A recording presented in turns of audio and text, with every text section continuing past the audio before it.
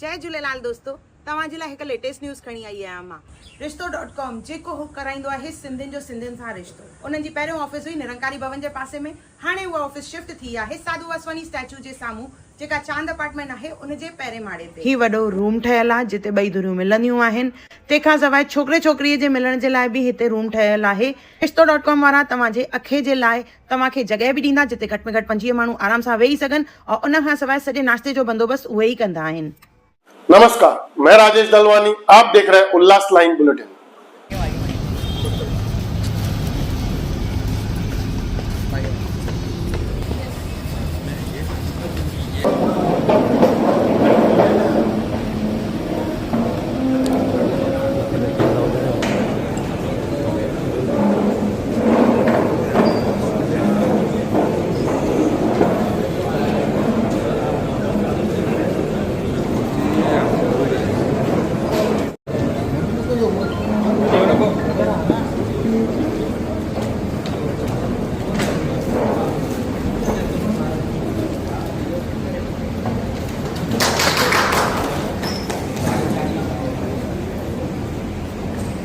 आगरी समाज बंधू यांच्या हस्ते या ठिकाणी स्वागत समारंभ झाला।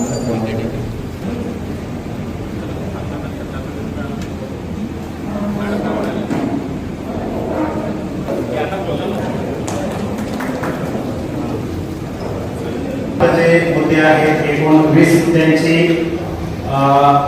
आढावा बैठक आपण या ठिकाणी आयोजित केली आहे। बैठकीत सर्व सगळ्यांनी पुरा सेटल होऊन घ्या, सगळे बसून घ्या। एक मिनिट सर नमस्कार। नमस्कार।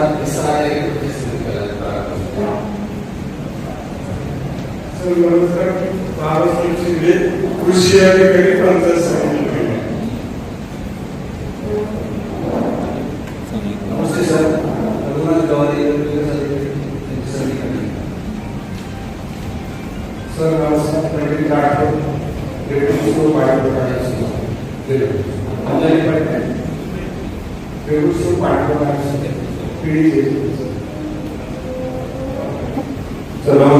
जगदीश पाटील ग्रामपंचायत काम आहे। त्या अनुषंगाने मग ज्या संबंधित यंत्रणा आहे तर त्यांना आपण काही लेखी सूचना दिल्या होत्या। त्या पद्धतीनं ते पत्र असतील तर त्या संबंधित विभागाला काही पत्र आपण फॉरवर्ड केले होते, परंतु एकंदरीत त्याच्यावरती काही विषयांवरती सोल्युशन निघत नव्हतं, काही विषय सुटले जात नव्हते आणि त्या अनुषंगानं आमदार साहेबांनी माझ्याशी चर्चा केली आणि जे मुख्यत्वे इथं अंमलबजावणीमध्ये जबाबदार अधिकारी आहेत, जे इथे संबंधित अधिकारी आहेत, त्यांना इथे बोलवले आणि त्याच पद्धतीनं आपली तिन्ही ग्रामपंचायती आहेत तर त्या ग्रामपंचायतीसाठी बरेचसे नियोजन जे आहे ते सीओ जिल्हा परिषद साहेब करतात आणि काही कोऑर्डिनेशनमध्ये इश्यू आपल्याला सॉल्व्ह करायला लागते। स्टेट डिपार्टमेंटची बरेचसे इश्यू आहेत, तर त्या अनुषंगानं जिल्हाधिकारी, सीओ, आमदार साहेब, प्रांत अधिकारी, तहसीलदार आणि सर्व तालुका स्तरावरचे व्हिडिओ असतील, तालुका अधिकारी, डेप्युटी सीओ पंचायत आपल्याला दिसत आहेत, डेप्युटी कमिशनर कल्याण डोंबिवली महापालिका, तर अशा पद्धतीने आपण बैठक बोलवली आहे। तर जे मुद्दे मांडले होते आमदार साहेबांनी तर त्या अनुषंगाने आपण यादी बनवलेली आहे। या अनुषंगाने काही माहिती तयारी थोडीशी प्रशासनाने केली आहे, तर आता जे आहे तर एक एक विषयाच्या अनुषंगाने आपण हे करू आणि आमदार साहेब पण काही बोलतील आणि मग आपण त्या विषयाच्या अनुषंगाने काय करता येईल ते आपण प्रशासन सांगू। हे आपण मुद्द्याने एक एक जाऊ, एका मुद्द्यावर सविस्तर चर्चा होईल। 4-5 मुद्दे मिक्स झाले तर मग त्याच्यामध्ये कन्फ्युजन होईल, तर त्या मुद्द्याच्या अनुषंगाने जर काही बोलायचं असेल कोणाला तर आपण सुद्धा त्यावेळेस बोलावं, जेणेकरून असे नको की फक्त आम्ही सांगून गेलो इथून असं प्रशासन म्हणजे आमचीही अपेक्षा नाही, तर आपण सांगावं, आपलं काही सजेशन असेल तेही सांगावं, काही त्याच्यामध्ये सुधारणा करता येईल किंवा काय करण्यामध्ये अंमलबजावणीमध्ये आपलं काही इनपुट्स असेल तर ते पण द्यावं। त्या पद्धतीने आपण आता बैठकीला सुरुवात करूया।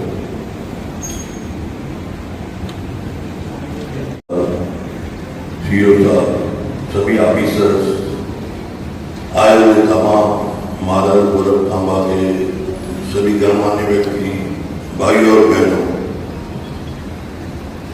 5-6 दिन पहले जब मेरे पास माधवपुर तांबा के कुछ लोग डेलीगेशन आई थी कि वहाँ पे गांव में एक्सीडेंट हुआ है जिसमें 2 आदमी गुजर गए और उसके पहले भी काफी सारे एक्सीडेंट हुए थे। उन्होंने एकदम गंभीरता दिखाई और मैंने भी गंभीरता दिखाई और इमीडिएटली मैंने कलेक्टर साहब को बोला, साहब गांव का एक जो हाईवे का विषय है जिसपे रोड तो बना है लेकिन वो रोड के ऊपर एक्सीडेंट काफी सारे हो रहे हैं। उन्होंने क्या बोला क्या करना चाहिए। उसी टाइम पीडब्ल्यूडी की मैडम शिंदे साहब भी आई, उनको भी बुला के उनके साथ में भी हम लोगों ने मीटिंग की। उन्होंने भी कहा जो जो आपके रोड के प्रॉब्लम है मैं इमीडिएटली कॉन्ट्रैक्टर को बुला के सब सॉल्व करने की कोशिश करती हूँ। एक तो उसमें मेन मुद्दा था साहब डिवाइडर का, जो डिवाइडर कंप्लीट न होने के कारण एक बाजू से दूसरे बाजू आदमी कार घुमाता है या स्कूटर घुमाता है तो दूसरे गाड़ी जो हाईवे पे स्पीड में जाती आती है तो इमीडिएटली कभी भी एक्सीडेंट हो जाता है। तो डिवाइडर जहाँ पे कट होना चाहिए, अभी देखिए एक तरफ से जैसा सेक्यूरिटी के बाद में एंट्री करते हैं तो धोबी घाट को एक रोड जाता है, एक रीजेंसी को जाता है, उसके आगे फिर मारल गांव में रोड जाता है। तो जहां जहां पे भी एंट्री है चाहे मारल में हो या डी मार्ट या मारल गांव या वरक तांबा वहीं पे कट होना चाहिए। उसके अलावा वो एरिया में उसको ब्रेकर्स लगने चाहिए या मार्किंग लगनी चाहिए कि यहाँ पे आदमी को मालूम पड़े। इस तरीके से हर हाईवे पे यहाँ पे हॉस्पिटल होती है तो हॉस्पिटल की निशानी होती है, या रोड डाइवर्जन होता है तो रोड का डाइवर्जन लगना चाहिए, ब्रेकर लगना चाहिए, आई कैंड लगना चाहिए। ये हाईवे के रूल्स में आते ही हैं।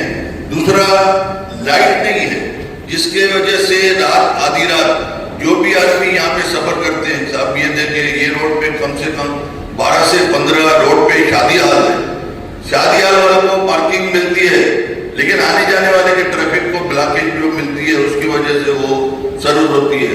हर हाईवे पे सर्विस रोड होता है, ये तीनों गांव पे सर्विस रोड नहीं है जिसकी वजह से एक्सीडेंट का खतरा ज्यादा होता है। क्योंकि गांव से जब आदमी निकलता है तो उसको सीधा हाईवे टच होता है।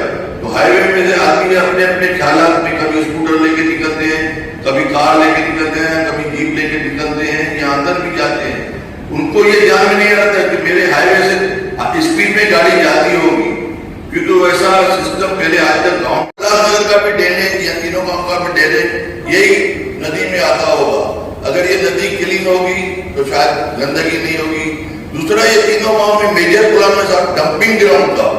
तीनों गांव में साहब आप हाईवे पे चलेंगे, यहाँ पे बरफ गांव में बड़ा राधा स्वामी में सत्संग हाल है, वहां पे दिल्ली से या ब्यास से न जाने कहाँ से संत महात्मा लोग आते हैं जहाँ पे लाखों लोग की पब्लिक आती है। प्लस मारल गांव में से जो भी आदमी निकलता है, मारल गांव में अंदर क्लीनिंग है लेकिन बाहर जब हाईवे पे आते हैं उनको लगता है कोई गांव में आ गया है। तो वो गांव की पोजीशन ऐसी खराब है, यहाँ पे जाने वाले न जाने मुंबई में कितने टीटवाला दर्शन के लिए आते हैं, मुरबाड जाते हैं या नासिक जाते हैं, शिरडी जाते हैं। अगर हाईवे पे ये कंडीशन होगी तो मुझे नहीं लगता है कि आदमी को अच्छा लगेगा कि ये इसके लिए डंपिंग ग्राउंड के लिए यहाँ से उठा के कहाँ पे कोई भी डंपिंग ग्राउंड में ये लगेंगे। यहाँ पे कोई भी फायर ब्रिगेड की सुविधा नहीं है तीनों गाँव में। आज यहाँ पे बिल्डिंग्स बनी है, अभी ये देखिए आप चारों तरफ में यहाँ पे टावर्स है, कभी आग लग गई तो किसके पास जावे। आज मारल बरफ तांबा तीनों गांव में बिल्डिंग्स बन रही है लेकिन इनके पास फायर ब्रिगेड रात आधी रात आग का कोई भरोसा नहीं रहता है। अगर फायर ब्रिगेड होगी तो कोई तकलीफ नहीं होगी। एक भी एम्बुलेंस नहीं है तीनों गांव में। जिस तरीके से हर गांव में साहब जी एम्बुलेंस की सर्विस रहती है, ये तीनों गांव में एम्बुलेंस देंगे तो बहुत अच्छा है। तीनों गांव में साहब डिस्पेंसरी नहीं है। आज किसका भी कोई एक्सीडेंट हो या किसको बीमारी हो या किसको हॉस्पिटल में जाना हो, यहाँ पे हमारे उल्लासनगर की हॉस्पिटल है लेकिन ओपीडी नहीं है, लेकिन हर गांव को अपना अपना हॉस्पिटल होगा तो अच्छा होगा। तीनों गांव की जो स्कूल्स है, तीनों गांव में स्कूल्स की कंडीशन ऐसी है, बच्चे लोग पढ़ाई करते हैं, ऊपर से पानी टपकता है, टीचर को बैठने के लिए जगह नहीं है, बेंचेस बराबर नहीं है, ऊपर से पतरे टूटे फूटे हैं। कोई स्कूल तो बोलते ये फॉरेस्ट में है, इसका रिपेयरिंग कैसे होगा, न ग्राम पंचायत कर सकती है। लेकिन कलेक्टर साहब आपको इतना पावर है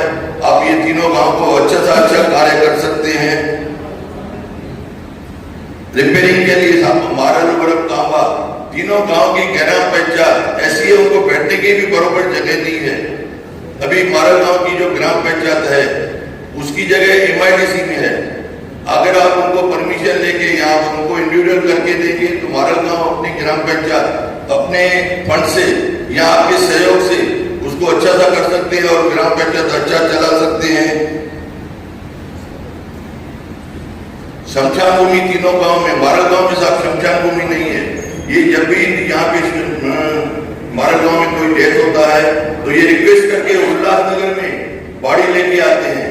समझो उल्लासनगर वाले निवासी इनको नहीं अलाउ करते हैं तो ये मारल गांव का बाड़ी किधर जाएगा? उसके लिए कहाँ भी इनको शमशान भूमि मारल गांव में लेनी चाहिए। यहाँ वरब और कांबा की भी जो शमशान भूमि है उसकी अच्छी तरह से मरम्मत होनी चाहिए। रिवर का प्रोजेक्शन वॉल, सेफ्टी वॉल अगर लगाएंगे तो ये गांव में क्या है, जब भी मानसून आती है मारल गांव में वरब में 6-6 फुट 7-7 फुट पानी आ जाता है। और ऐसी कंडीशन हो गई है जो हाईवे बना था उसमें ये तीनों गांव का आउटलेट नदी में 5 या 6 जगह पे टेंडल था जो पानी यहाँ पे बढ़ जाता था तो रिवर में जाता था। लेकिन जब से ये हाईवे बना है तो वो उन्होंने 5-6 होल बंद करके सिर्फ अभी एक ही जगह से आउटलेट है। तो जब भी मानसून आती है या 5 या 6 फुट 7-8 फुट पानी बढ़ जाता है, नदी जब भी ओवरफ्लो होती है फिर वो बैक वाटर गांव में चले आते हैं। इनको इमरजेंसी के लिए बोट भी नहीं है, न कोई सुविधा है। कभी भी कुछ भी प्रॉब्लम हो जाए तो इनको बहुत सारी मानसून में तकलीफ झेलनी पड़ती है। उसके लिए भी सुविधा करेंगे तो बहुत अच्छा है। लाइट का प्रॉब्लम्स है, कभी लाइट चली जाती है, MSCB डिपार्टमेंट कहती है कि ट्रांसफार्मर की इतनी स्ट्रेंथ नहीं है। अभी भी हाल में कांबा गांव में एक नया ट्रांसफार्मर है, लेकिन बाकी जगह पे भी जो सुविधा नहीं है वो सुविधा बराबर से होनी चाहिए, ऐसा मेरा एक रिक्वेस्ट है। बोर्ड्स के लिए अरेंजमेंट करेंगे तो इमरजेंसी के लिए ग्राम पंचायत को वोट देंगे तो बहुत उसके लिए सुविधा हो जाएगी। ये तीनों गांव में साहब गार्डन्स ही नहीं है, चाहे सीनियर सिटीजन हो, लेडीज हो या बच्चे लोगों को किधर खेलने का हो, तीनों गांव में गार्डन्स नहीं है। यहाँ पे तालाब है, कांबा गांव में तालाब है, उसको डेवलप करने के लिए फंड्स चाहिए। अगर आप सपोर्ट करेंगे, वहाँ पे गणपति विसर्जन भी होती है और एंटरटेनमेंट के लिए भी यहाँ पे कोई नहीं जगह है, तो अगर आप सपोर्ट करेंगे तो वो एक तालाब भी अच्छा हो जाएगा। वरब गांव का भी एक तालाब है, उसको भी फंड्स देंगे तो वो भी एक अच्छी सपोर्ट मिल जाएगी। दूसरा जो ये डिवाइडर लगा हुआ है उसके चारों तरफ आप कचरा पड़ा है। जब भी गाड़ी जाती है, स्कूटर हो या कार हो, तो स्लिप हो जाती है मट्टी में, डस्ट में या सैंड में। रोड क्लीन होगा तो शायद स्लिप नहीं भी होगी, लेकिन डस्ट या मट्टी होगी, सैंड होगी तो उसमें गाड़ी ये हो जाती है। ब्यूटिफिकेशन के लिए तीनों ग्राम पंचायत को फंड्स देंगे तो बहुत ही अच्छा रहेगा। ये सब जो आज इंडिला में हम बैठे हैं, यहाँ पे मैंने घाट बनाया है जहाँ पे गणपति विसर्जन होती है, माता का पूजा होती है, विसर्जन होती है, झूलेलाल जी का हमारा। अगर इसको टूरिज्म स्पॉट करेंगे तो ये सब तीनों गांव वाले प्लस उल्लासनगर वाले उसका सब अच्छी तरह से लाभ ले सकेंगे। इनमें 12वां 13वां ये लोग कभी 5वां मेल करते हैं, नासिक जाते हैं तो यहीं पे भी कर सकते हैं।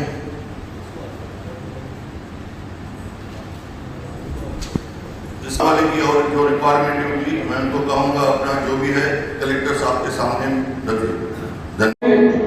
वैसा आपल्याला सांगायला जरा आम्हाला पण लाज वाटते, कारण 1 लाख लोकसंख्येचं गाव आहे आणि तिथे पाण्याची पण आम्हाला असुविधा, म्हणजे एकच 2-3 इंच फक्त कनेक्शन महाराष्ट्र निघाली आहे आणि त्याच्यावर 1 लाख लोकसंख्या पाणी देताना आम्हाला खूप अवघड होतं। त्यानंतर आम्हाला स्वतंत्र अशी कुठलीच योजना करता येत नाही। MIDCच्या हातीमध्ये आमचं ग्रामपंचायत कार्यालय आहे, ते आम्हाला तिथं स्ट्रीट लावून लाईट लावून देत नाही, आम्हाला रस्ते बनवून देत नाही, आम्हाला गटार बनवून देत नाही। त्यांना जर तुम्ही ते कळवा आणि त्यानंतर मुख्य रस्त्याचा विषय साहेबांनी सांगितलेला आहे तर ब्रेकर प्रत्येक ठिकाणी या 3 गावापर्यंत पाहिजे, तर या 3 गावातील भरपूर लोक ऍक्सिडेंट मध्ये गेलेले आहेत, त्यामुळे त्यांचा न्याय द्यायचं त्यांना हे आम्हाला हे पाहिजे। त्यानंतर दुसरा विषय असा आहे, पूर्ण घरामध्ये तांब्यामध्ये वरमध्ये MSCBचा जो अत्याचार चालू आहे तर रातोरात बिल्डिंगची मीटर बदली करून जातात, स्मार्ट मीटर लावून जातात. आज एकमेकाला 2,000 रुपये बिल येणारं बिल आता 15,000, 8,000, 10,000 असा येतो. ज्या माणसाला 15,000 पगार आहे तो 12-13,000 रुपये बिल कसं भरायचं आहे ते आम्हाला न्याय मिळून द्या.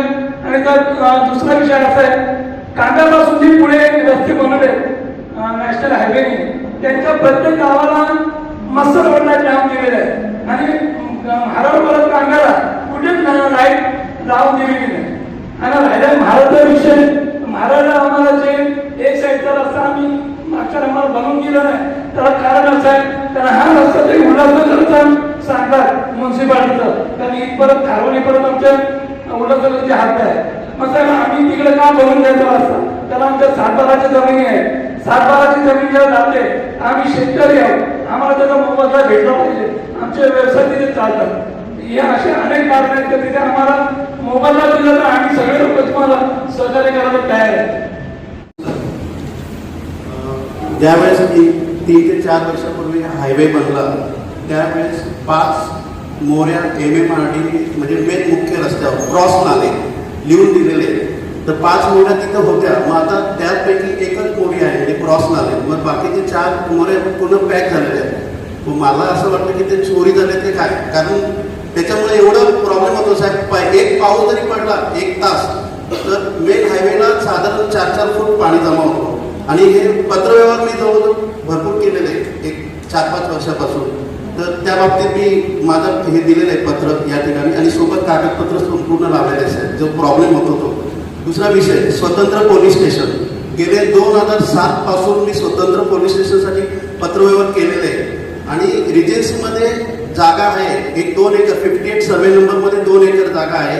त्यातून जर काही जागा जर पोलीस स्टेशनला मिळाली तर बरं पडेल, कारण महाराष्ट्र कामासाठी एक स्वतंत्र पोलीस स्टेशनचा प्रस्ताव 2 ते 3 वेळेस इथून पोलीस स्टेशनवरून पण गेलेला आहे. म्हणजे प्रस्तावाची सगळी प्रोसेस झाली, फक्त जागेअभावी हा विषय राहिलेला आहे. तर त्या बाबतीत साहेब गुन्हेगारी खूप वाढत गेली आणि लोकसंख्या खूप वाढत चाललेली आहे. तर स्वतंत्र पोलीस स्टेशन हे लवकरात लवकर व्हावा माझी अशी इच्छा आहे. कारण 22 एकर पण जागा आहे एजन्सीमध्ये, तिथे जरी 1 एकर जागा जर पोलीस स्टेशनला दिली तर बरी होईल साहेब. धन्यवाद. त्यानंतर जो रोड आपला थारवानीपर्यंत येतो तो MMRD आम्हाला हायवेवाले सांगतात MMRDच्या अंडरमध्ये, आणि तो साधारण एक 700 ते 800 मीटर रोड आहे. 1 किलोमीटर पकडा, 1 किलोमीटर पण होणार नाही, 700-800 मीटर रोड आहे तो MMRDच्या अंडरमध्ये आहे. त्यानंतर हायवे चालू होतो म्हणजे PWDच्या अंडरमध्ये. आता नेमकी इथे MMRD अजिबात लक्ष देत नाही साहेब. आम्ही पत्रव्यवहार केले एक साधारण 5 वर्षामध्ये आम्ही पत्रव्यवहार केले. मागील कलेक्टर साहेब होते तात्कालिक, त्यांच्याकडे आम्ही मिटिंग घेतल्या तरी कुठली सुविधा त्यांनी MMRDने दिली नाही आम्हाला. त्यानंतर त्यांनी जे आमच्या गावामध्ये जो मोरबी ठेवलेले म्हणजे साखाव जे ठेवलेले ते पण अतिशय चुकीच्या पद्धतीने ठेवलेले आहेत. तर त्याचा तुम्ही MMRD कडून तपशील घेऊन व्यवस्थित एक चांगला साखाव जर मोठा बनवला तर तो आमच्या मोठ्या नाल्यामध्ये जाणार, मोठ्या नाल्यामधून तो नदीमध्ये म्हणजे तो हे होणार.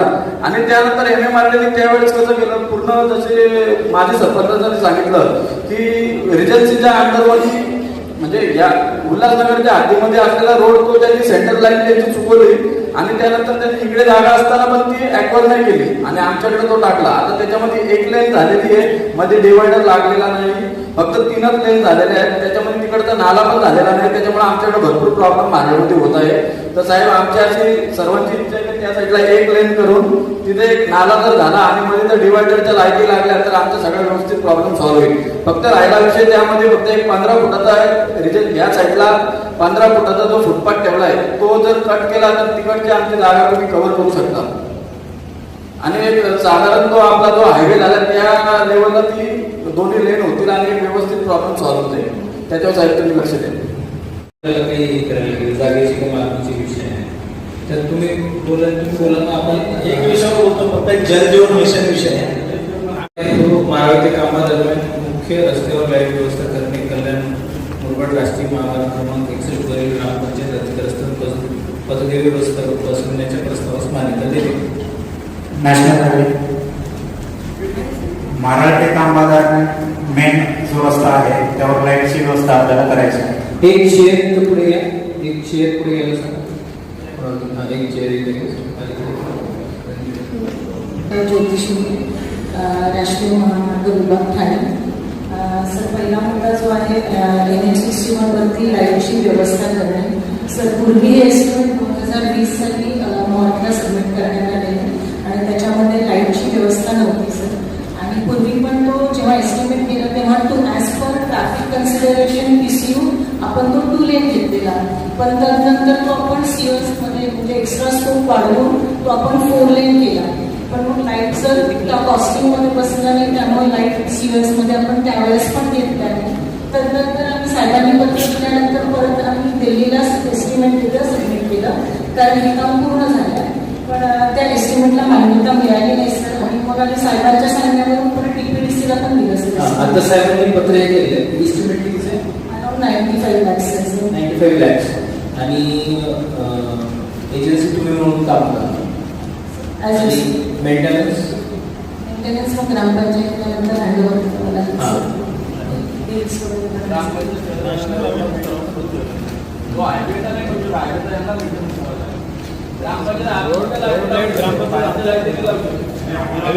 आपलं चर्चा चालू आहे, आपल्याला काही कोणालाच नाहीये.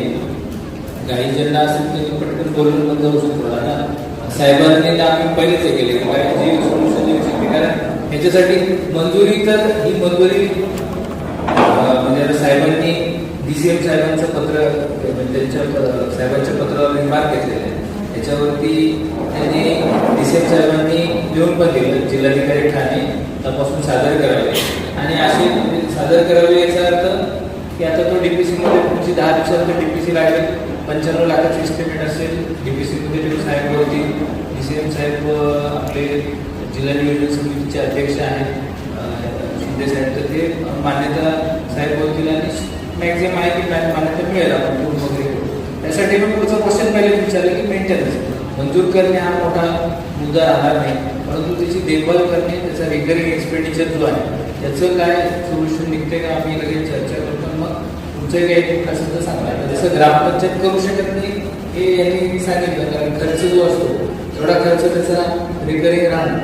आणि दोन्ही बाजूने बरोबर आहे, ग्रामपंचायतच्या हद्दीमध्ये जरी असेल परंतु नॅशनल हायवे तो काही ग्रामपंचायतच्या वापरासाठी नाही आहे, फक्त काही ग्रामपंचायत वापरते असं नाही आहे.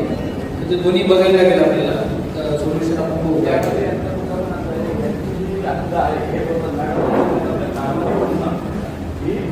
केलं तर ती लाईटची जबाबदारी त्यांनी घ्यावी आणि उर्वरित यांनी घ्यावी जी 5व्या महिन्यापर्यंत आहे ती कामाची ती. कारण की साहेब इथं ऑलरेडी आमच्याकडे 9 मीटरच्या गाड्या पण नाही लाईटी लावायला.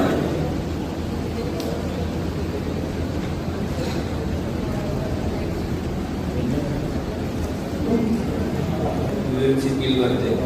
आता काम करायला पण हे मंजुरी या DPDC मध्ये ठेवू, परंतु इलेक्ट्रिसिटी बिलच्या बाबतीमध्ये मेंटेनन्सचाही समजा आपल्याला खर्च पुढे करता येईल. म्हणजे समजा दुरुस्ती असेल, बदलायची असतील, काही नवीन बसवायचे असतील तर ते परत नव्याने एस्टिमेट मंजूर होऊ शकतं. परंतु याच्या बाबतीमध्ये बिलाच्या बाबतीमध्ये काही सोल्युशन काढणं आवश्यक आहे. आता सोलारला मान्यता देऊ तसं असेल तर आपण तो एक आपण एक असं करू शकतो की मग तुम्ही मिक्स पण घेऊ शकता, फिजिबिलिटी बघू. MSCDCLचे आहेत महामंडळ किंवा इलेक्ट्रिसिटी डिपार्टमेंट सोलार ते लावू शकतात, त्याच्यामुळं बऱ्यापैकी त्यांचं बिल कमी येईल. म्हणजे अगोदर ते कनेक्शनला अप्लाय करतील, आपण कनेक्शन रिलीज करू, त्याच्यानंतर सोलारमध्ये कन्वर्ट करावं लागेल त्यांना. त्याच्या कॅपॅसिटीनुसार असेल.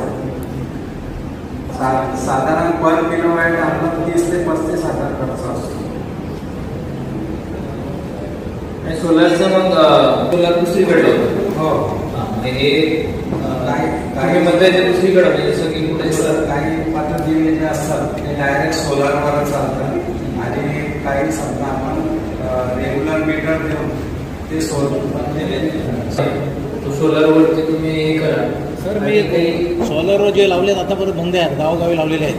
त्याच्यामध्ये सांगतो काय किती ठिकाणी लावले लोकांनी, एक पण चालत नाही. हजारो चांगले रुपये खर्च केल्या, काही सक्सेस झाले.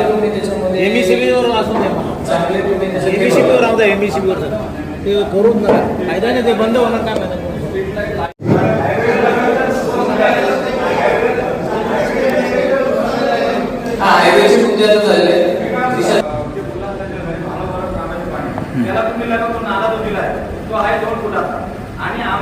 गावातून येणार म्हणजे महाराजांमधून 1 नंबर वाटतो 4 नंबर वाटतो हा 12 फुटाचा नाला आहे. ज्यावेळेस तुम्ही रोड बनवला हायवे त्या टायमाला नॅशनल हायवे त्या टायमाला तुम्ही इथून पुढे जाऊन रोड बनवू सुद्धा 12 फुटाच्या नाल्याचं पाणी 2 फुटामध्ये कसं जाणार? पहिला मुद्दा. कारण की परवानेवाल्यांची जागा दिली नाही. आता त्यांनी जे काम चालू केलंय ते फक्त 2 फुटात आहे. साहेब जर 12 फुटाच्या नाल्याचं पाणी 2 फुटामध्ये कसं कळलं? आता येतो पावसाळा, शिवाजीनगर मध्ये दरवर्षी कमीत कमी 600 घरं फुटतात. ज्यांचा जून आलेला आहे पावसाळ्याच्या सीझनने त्या रस्त्याचा प्रॉब्लेम अत्यावश्यक आहे. आजच्या घडीला तो गरजेचा आहे. क्रमांक 17 मध्ये तो येतोय. आपला आता मुद्दा क्रमांक 4 चर्चेला आहे. संपूर्ण 22 मुद्दे चर्चेला येतात. तुम्ही जे बोलणार आहात ना तो मुद्दा 17वा आहे. त्याच्या अनुषंगाने आहे. नवीन ट्रान्सफॉर्मर या 3 गावांमध्ये आपल्याला बसवायचा आहे आणि त्यासाठी निधी उपलब्ध करून देणे, एकाच ठिकाणी वीज भरणा केंद्र सुरू करणे. एमएससीबी आहे. मागच्या वर्षी पण महाराज गावासाठी काम आहे वर या गावासाठी बीपीडीसीच्या थ्रू बरेच प्रस्ताव पाठवले होते. 1 कोटीच्या निधीमधून सध्या सगळी कामं चालू आहेत. त्यामध्ये आपण औषधपाडा इथे नवीन ट्रान्सफॉर्मर केलं. सीमा रिसोर्टच्या ट्रान्सफॉर्मरची क्षमता वाढवली. वर पाण्याच्या टाकीच्या ट्रान्सफॉर्मरची क्षमता वाढवली. आता त्याच्यासोबतच वरच्या प्रस्तावच्या जवळ शटर कंपनीचा ट्रान्सफॉर्मर त्याची क्षमता वाढवायचं काम चालू आहे. कांबा तलाव आणि शिवमंदिर तांबा इथे 2 नवीन ट्रान्सफॉर्मर होणार आहे. त्याचं पण काम चालू करायचं आहे.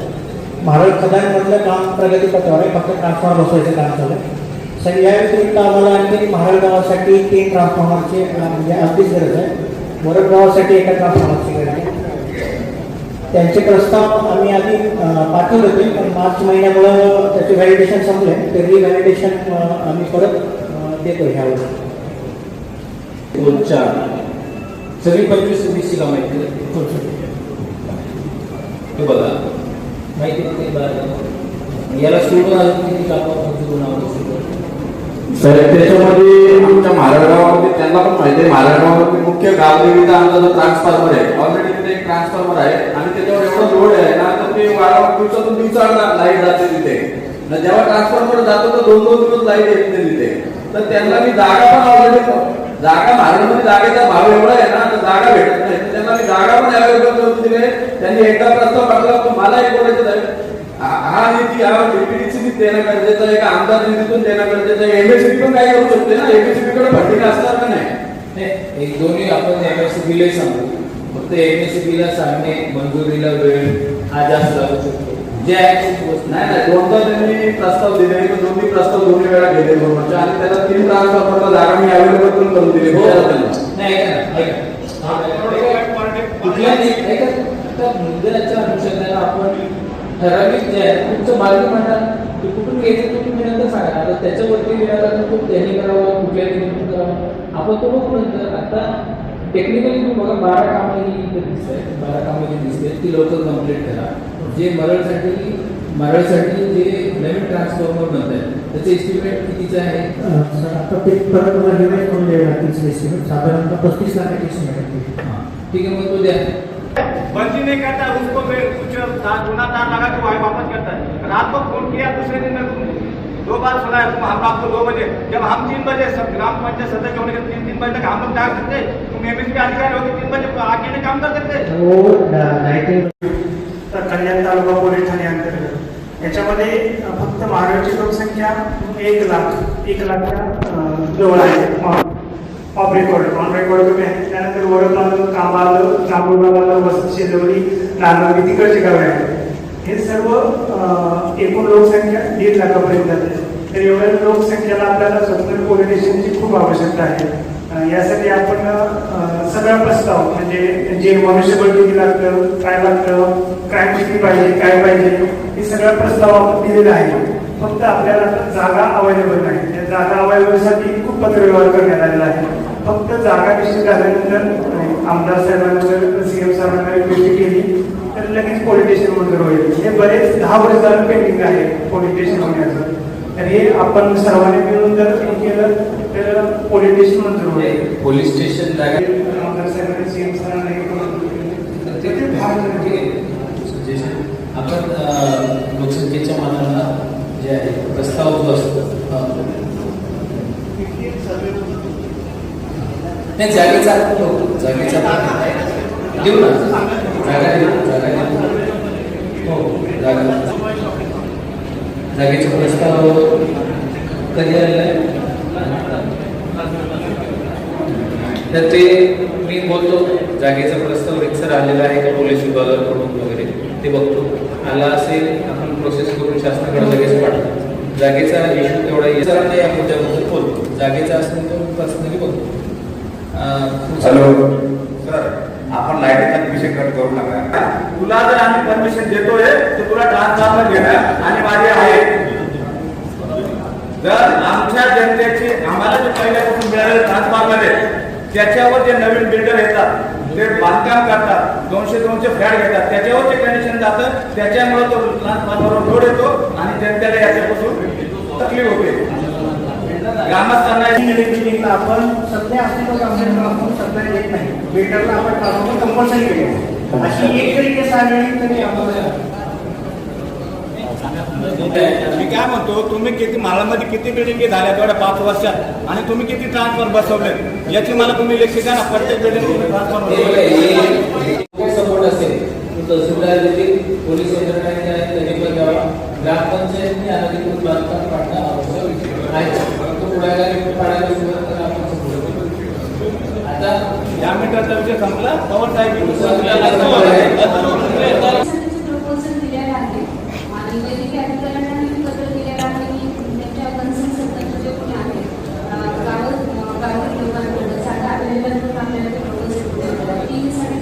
प्रोसिजर केलेली आहे त्यामध्ये कामा सब सेंटरसाठी पण जे मंजुरी आहे कामा सब सेंटरला जागा अवेलेबल आहे म्हणून कंटेनरमध्ये सुद्धा कामाला आपण सब सेंटर उपकेंद्र चालू केलेले आहे आणि कामगारचे सब सेंटर आपण प्राथमिक आरोग्य केंद्र साठीचं जे प्रपोजल आहे ते पुढे केलेले आहे आणि ते नोव्हेंबर 2025 मध्येच मला वाटतं आरोग्य सेवेला प्रस्ताव पुढे केला PSC ठीक आहे तू जागेचा आता प्रकल्पांना जागा तरतूद नाहीये किंवा उपलब्ध नाही आता कांबा मारळ आणि वरपट्टीमध्ये एकूण सबसेंटर मागच्या काही दिवसांपासून ग्रामपंचायत मरळ वरप कांबा या 3 ग्रामपंचायतीची काही निवेदन आली होती आणि इथले सन्माननीय स्थानिक आमदार यांचाही त्याबाबत पाठपुरावा चालू होता आणि त्या अनुषंगानं एक बैठक इथं आयोजित करावी असं इथली सगळ्यांची मागणी होती त्या अनुषंगानं सन्माननीय आमदार महोदय जिल्हा परिषदचे मुख्य कार्यकारी अधिकारी उपविभागाधिकारी तहसीलदार आणि सगळे इथले लाईन डिपार्टमेंटचे डिपार्टमेंट्स असतील MGP MPCB जिल्हा परिषदचे सगळे विभाग स्टेटचे काही विभाग अशा पद्धतीनं इथे बैठक घेण्यात आली यामध्ये निवेदनामध्ये त्यांचे जे मुद्दे होते त्या मुद्द्यांवरती काही चर्चा करण्यात आली काही मुद्द्यांमध्ये एकापेक्षा जास्त विभागांचा समावेश होता तर त्या अनुषंगाने त्याबाबत चर्चा करण्यात काही मान्यता आवश्यक आहे त्यापेक्षा या अनुषंगाने एक पुढच्या 8 उपविभागाधिकारी कार्यालय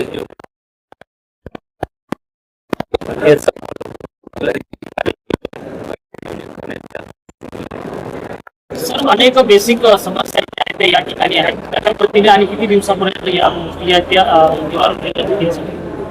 इथे आल्यानंतर समस्यांबद्दल मला यापूर्वी चर्चा झाली होती आणि या भागामध्ये मी कधी जाताना येताना पाहिल्या होत्या की इथे काही नागरी मूलभूत सुविधा आणि समस्या आहेत परंतु इथे बैठकीमध्ये आल्यानंतर आणखीन जाणीव झाली की इथले जे स्थानिक ग्रामपंचायतचे लोकप्रतिनिधी असतील नागरिक असतील तर यांच्या अनेक समस्या आहेत इथे लोकसंख्या खूप मोठ्या प्रमाणामध्ये वाढलेली आहे आणि शहरीकरण सोबत म्हणजे जवळपास महापालिकेचा एरिया आहे आणि ज्या कॅपॅसिटीज आहेत आणि ज्या सगळ्या स्टेटच्या किंवा इतर लाईन एजन्सी आहेत हाताई भाग जिल्हा परिषदमध्ये आहे तर या अनुषंगानं तितक्या लोकांना अपेक्षित सोयी सुविधा या पुरत नाहीयेत अशा पद्धतीनं एक मोठ्या प्रमाणामध्ये इथं लोकांनी त्यांच्या तक्रारी आणि त्यांचे इथे मन मोकळं केलं आणि जे जे लाईन डिपार्टमेंट होते त्यांना त्या संदर्भांमध्ये सूचना दिल्या आहेत आणि तसे प्रस्ताव जे आहेत तर ते काही स्टेटकडे आपल्याला पाठवावे लागतील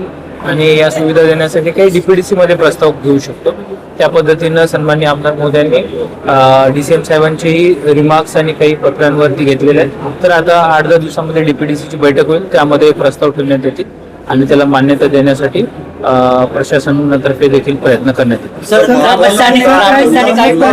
दूषित आहे, उल्हास नदीचा प्रश्न गंभीर आहे, त्या विषयावर काय आपण उपाय?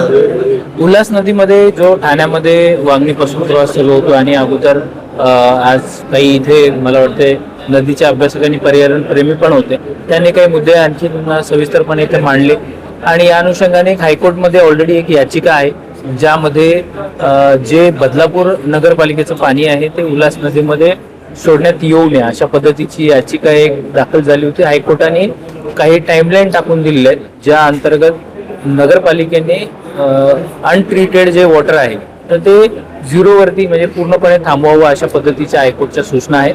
त्यामध्ये मलाही हायकोर्टने काही सूचना दिल्या, त्याच्या बैठका मी घेतोय आणि एक वर्ल्ड बँक सोबत एक प्रोजेक्ट आता नगरपालिका बदलापूर करते. काही हाऊसिंग सोसायटी होत्या, आम्ही जवळपास तिथे 78 हाऊसिंग सोसायटी अशा शोधल्या की ज्या UDCPR आणि आपल्या नॉर्म्सनुसार त्यांना STP करणं गरजेचं होतं पण केलं नव्हतं. त्यापैकी आता 31 सोसायटीजनी STP चालू केलं. काही ग्रामीण भागामध्ये बदलापूरच्या देखील तिथे STP न करता काही हाऊसिंग सोसायटी झालेल्या आहेत, त्याचे आपण बघतोय. तर अशा पद्धतीनं तिथला भाग झाला आणि त्यानंतरचा जो पुढचा भाग आहे तर त्या बाबतीमध्ये देखील जो डिस्चार्ज आहे तो अनट्रीटेड डिस्चार्ज जो आहे तो जायला नको, त्या पद्धतीचा जे संबंधित यंत्रणा असतील त्याबाबत आपण सूचना देतोय. आता नुकत्याच सुप्रीम कोर्टाने एक गाईडलाईन दिली आहे, 1 वर्षाचा कालावधी त्याच्यामध्ये दिलाय की जे डम्पिंग होते वेस्टची तर ती थांबवण्यासाठी प्रत्येक स्थानिक प्राधिकरणानं नियोजन करायला सांगितलेलं आहे आणि त्यामध्ये कमिटी सुप्रीम कोर्टाने गठीत केली आहे. त्यामध्ये देखील जिल्हाधिकाऱ्यांना अध्यक्ष केलेलं आहे आणि त्यामध्ये सगळ्या महापालिका नगरपालिका वगैरे आहेत तर त्याचं नियोजन बघावं आणि त्याचा रिपोर्ट शासनाला 1 महिन्याला द्यावा अशा पद्धतीच्या सूचना आहेत. आपल्याकडे इथे ग्रामपंचायत आहे तर दोन्ही महापालिका उल्हासनगर, कल्याण, डोंबिवलीला आणि एक MMRDAचं सुद्धा इथे एक नियोजन चालू आहे. त्या पद्धतीचं आपण त्यांना सोबत घेऊन नियोजन कचऱ्याच्या बाबतीत आणि सांडपाण्याच्या बाबतीत करतो. सर, आपण जर बघितलं ग्रामस्थांनी काही प्रश्न उपस्थित केले, अधिकाऱ्यांचं योग्य उत्तर न मिळाल्याने काही ग्रामस्थांनी नाराजगी व्यक्त केली. इथे अनेक विषय जे आहेत तर ते समन्वयानं सोडवणं गरजेचं असतं. काही ठिकाणी 2-3 विभागांनी एकत्र येऊन काम केल्यानंतर तो विषय सुटू शकतो. जरी एक विभाग डिलिव्हरी देत असेल पण 2-3 विभागाचं सहकार्य गरजेचं असतं आणि त्या अनुषंगानं मी इथं आज एक क्लिअर केलेलं आहे की यामध्ये समन्वय वाढवणं गरजेचं आहे आणि त्यांची गावकऱ्यांची जी नाराजी होती तर काही गोष्टींवरती या प्रमुख मुद्द्यावर नाराजी होती की समन्वय जे आहे ते यंत्रणांमधलं वाढवणं आवश्यक आहे आणि काही ज्या फॅसिलिटी वाढायला पाहिजे होत्या म्हणजे आता हा ग्रामीण भाग होता, आज आपण शहरासारखाच भाग झालेला आहे. ग्रामपंचायत जरी असतील तर एखाद्या शहरच आहे, शहरासारखीच इथे सगळ्या गोष्टी आहेत तर त्या अनुषंगाने इथल्या इलेक्ट्रिसिटीच्या असतील किंवा इतर ज्या MSCBच्या असतील इतर सर्व विभागाच्या त्या सुविधा त्या प्रमाणामध्ये वाढल्या नाही. त्या अनुषंगाने त्यांनी काही विभागांवरती त्यांची नाराजी दर्शवली. त्यामध्ये विभागामध्ये जे अधिकारी कर्मचारी आहेत त्यांनी त्यांचं काम व्यवस्थित करणं गरजेचं आहे. जिथं विभागाची स्ट्रेंथनिंग होणं गरजेचं आहे इन्फ्रास्ट्रक्चरच्या बाबतीमध्ये किंवा मॅनपॉवरच्या बाबतीमध्ये त्या सूचना मी दिलेल्या आहेत. या प्रकारे आढावा बैठक अजून कुठे घेणार आहे? नाही, आता हा ऍक्च्युली बऱ्याच दिवसापासून माझ्याकडे विषय येत होता आणि ऍक्च्युली आम्ही सुरुवातीला आल्यानंतर थोडासा मारळपर्यंत जाऊन पण मी परत आलो होतो. मुख्य उद्देश हाच होता की इथं आल्यानंतर इथल्या ऍक्च्युअल सिच्युएशन काय, इथल्या अडचणी काय त्या समजून घ्याव्या. या पद्धतीनं शहापूरमध्ये पण आपण वेगळ्या प्रकारचं घेतलं, घोंगडी बैठका असतील त्या चालू केलेल्या आहेत. शहापूरमध्ये सर्वप्रथम याचा प्रयोग करण्यात आला आणि जिल्ह्यामध्ये आपण करतोय, परंतु जी गावं असतील तिथं तो प्रयोग आणि इथे लोकांसोबत ज्या ग्रामपंचायती जे नवीन शहराच्या जवळ आलेल्या ग्रामपंचायती मुख्यत्वे आहेत त्यांचे प्रश्न थोडे वेगळ्याने हाताळणं, त्यांच्यासाठी नियोजन करणं गरजेचं, एक जिल्ह्याचं नियोजन देखील असणं आवश्यक आहे. त्या पद्धतीने आज बैठक आयोजित केली. सर, कल्याण नेक्स्ट म्हणून या परिसराचा विचार केला जातोय पण इथं मैदानं, उद्यानं आणि भाजीपाला मार्केट वगैरे रुग्णालय साध्या सुविधा नाहीये, तर त्याच्या डेव्हलपमेंटसाठी तुम्ही काय करता? आज सर्वप्रथम मी सर्व ज्या जागा आहेत तर शासकीय जागा त्या आयडेंटिफाय करून डिमार्केट करायला सांगितलेल्या आहेत आणि ज्या जागांची आवश्यकता ग्रामपंचायत किंवा इतर एजन्सीला आहे त्या तात्काळ उपलब्ध करून देण्याकरिता प्रस्ताव सादर करण्यासाठी सांगितलेलं आहे. 1 महिन्यामध्ये ते प्रस्ताव सांगितलेले आहेत. PHC ची देखील कांब्याला मागणी आहे. ते सब सेंटर आहे त्यालाही जागा नाहीये.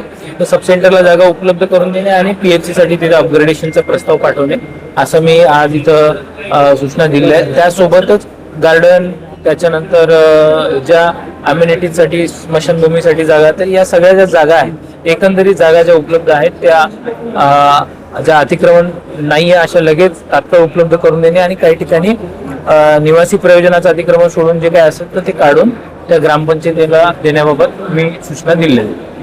पाऊस जरा लांब होतोय, मान्सून उशिरा होतोय, तर आपल्याकडे जो जलसाठा आहे अनेक जिल्ह्यासाठी तो पुरेसा आहे का? एकंदरीत आपल्या ठाणे जिल्ह्याचं वेगवेगळं नियोजन आहे. महापालिकांचं काही आहे, नगरपालिकांचं, पण सद्यस्थितीमध्ये पाणी जपून वापरण्यासाठी आणि त्या स्थानिक प्राधिकरणानं नियोजन केलेलं आहे.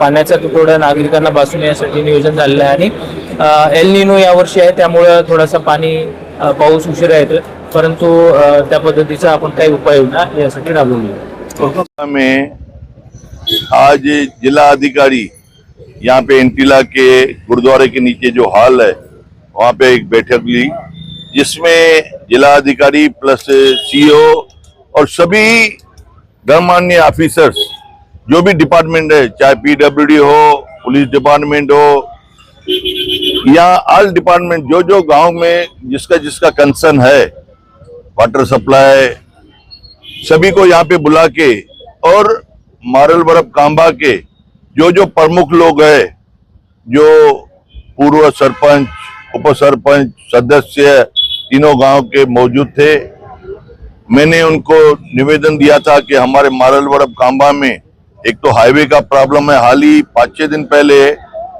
2 लोगों का एक्सीडेंट हुआ था जिसमें वो दोनों की मृत्यु हो गई. तो हाईवे का जो रोड है उसमें जो डिवाइडर्स है बीच में काफी जगह पे नहीं लगा हुआ है, कहाँ मेरे हाल है चारों तरफ से. तो आज वो डिवाइडर कंप्लीट होना चाहिए या मट्टी जो डिवाइडर के आसपास में पड़ी है वो उठनी चाहिए. आज मारल से लेके कांबा तक लाइट का प्रोविजन नहीं है, तो हमने मांगनी की थी, वो भी साहब को आज यहाँ पे बता दिया कि हमने ऐसा मारल बरब कांबा के लिए लाइट मांगा है.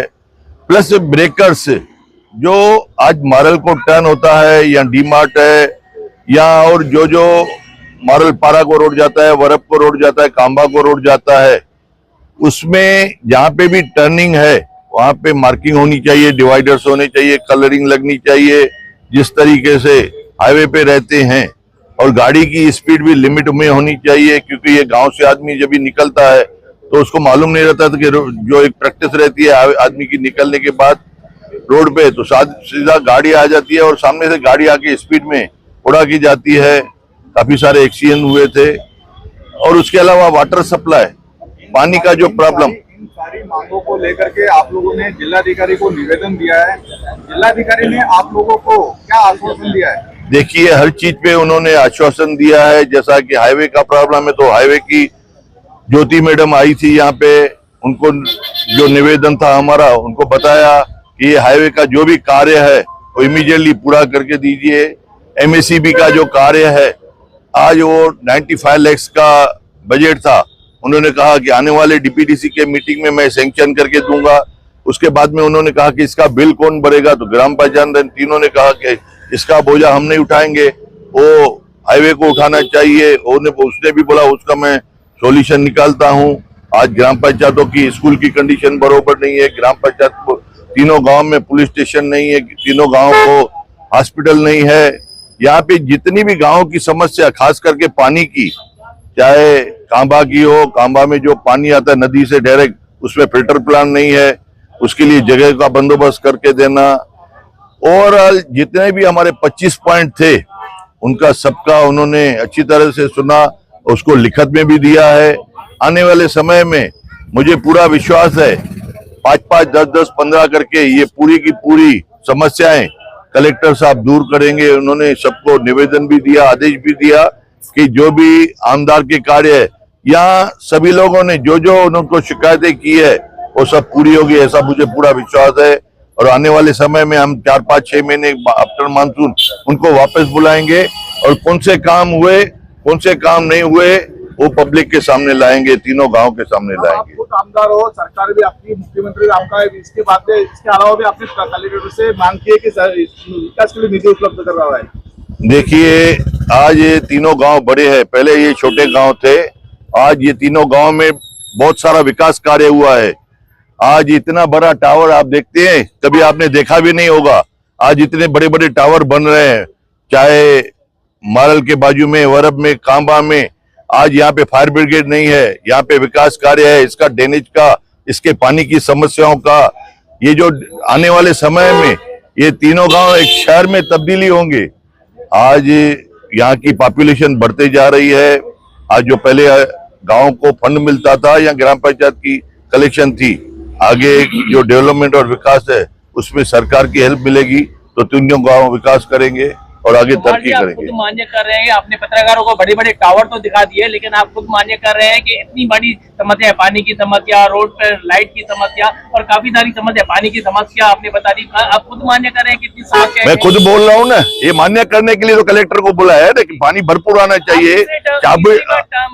आज एक बात सुनिए, देखिए आज मेरे को ये तीसरा टर्म है, लेकिन मारल वरब में मेरे का दूसरा टाइम है। आज के डेट में मैं हर समस्या यहाँ की छोड़ने की करता हूँ। आज ये जो मारल वरब कांबा का हाईवे मेरे कार्यकाल में बना है वो नहीं पूछते हैं। आज एक बात सुनिए, आज यहाँ पे जो विकास कार्य हो रहा है यहाँ पे मारल वरब कांबा में, हम उसमें हमारा भी रोल है। आज ये जो डेवलपमेंट हो रही है या अभी जो आप बोले मेरे कार्यकाल में, हम चाह रहे हैं कि सबसे समस्याएं दूर हो। आज कलेक्टर को इसके लिए बुलाया कि यहाँ पे पानी की समस्या नहीं होनी चाहिए, यहाँ पे स्कूल की समस्या ना हो, यहाँ पे रास्ते हाईवे जो बना है उसमें जो छोटी मोटी तकलीफें वो दूर हो। इन तीनों गांवों का विकास करने के लिए और कितना टर्म लगेगा आपको? मुझे लगता है इसी टर्म में, मेरा जो ये टर्म है उसमें सारे काम पूरे हो जाएंगे। और मैं आपको बताता हूँ 6 महीने 8 महीने के बाद वापस कलेक्टर साहब आएंगे, बोलेंगे 50% काम हो गया, अगले 6 महीने के बाद 100% काम। जो इंटरनेट है, एक घाट बन रहा है, वो घाट का निर्माण कब तक होएगा और उसमें क्या स्टेटस है और क्यों रुका पड़ा है? देखिए रुका नहीं पड़ा है, अभी वो घाट का कार्य जो भी फंड सैंक्शन हुआ है सब स्लोली कार्य चालू है और कुछ पीरियड के अंदर 6-12 महीने में पूरा हो जाएगा। उल्लास लाइन बुलेटिन को सब्सक्राइब करें, बेल आइकॉन दबाएं और देखिए उल्लास लाइन बुलेटिन की न्यूज़ सबसे पहले आपके मोबाइल पर।